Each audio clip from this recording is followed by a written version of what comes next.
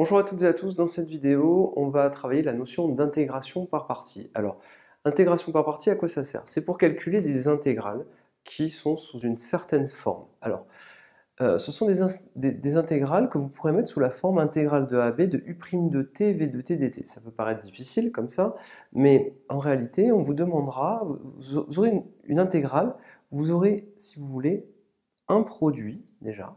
Donc votre intégrale ici, là, qui est intégrale de AB, la quantité que vous allez intégrer, elle sera sous la forme d'un produit.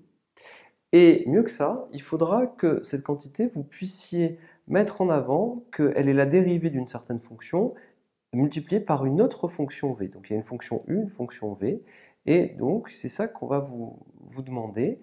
Une fois que vous aurez identifié qui est U de t, U' de t, V de t, V' de t, eh bien vous pourrez appliquer la formule et immédiatement vous pourrez calculer votre intégrale.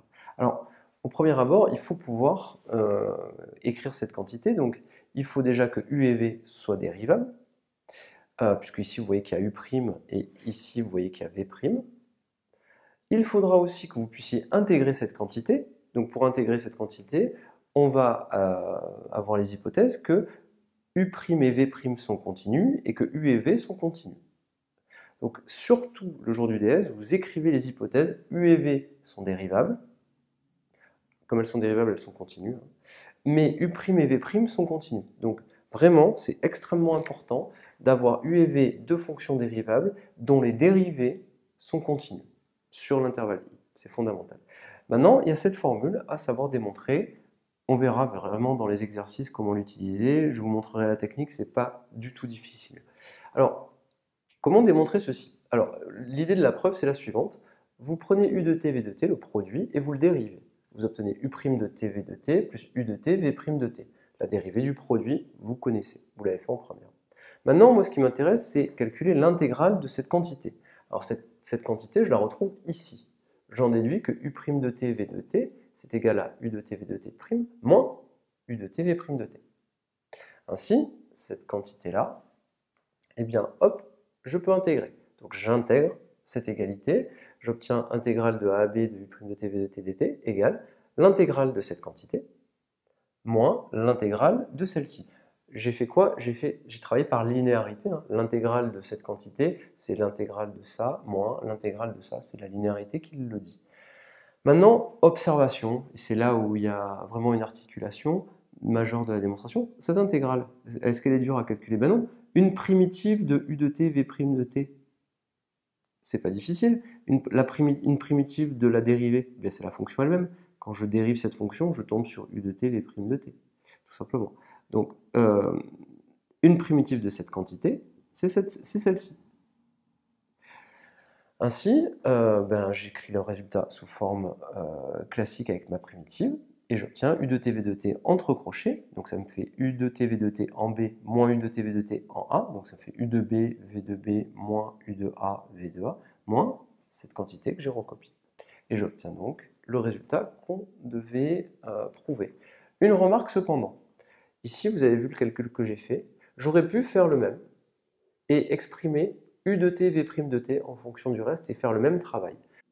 Ça vous donne U de t, V' de t qui est égal à U de t, V de t, le tout prime, moins U' de t, V de t. Ainsi, on va intégrer tout ceci et on va obtenir intégrale de A à B, cette fois de U de t, V' de t dt. Et ça sera égal à l'intégrale de A à B de toute cette quantité. Donc ça me donnera U de t, V de t prime dt moins l'intégrale de A à B de U' de t, V de t dt. Ainsi, vous voyez qu'on obtient une nouvelle formule, qui est celle-ci. Donc là, une primitive de cette quantité, c'est celle-ci,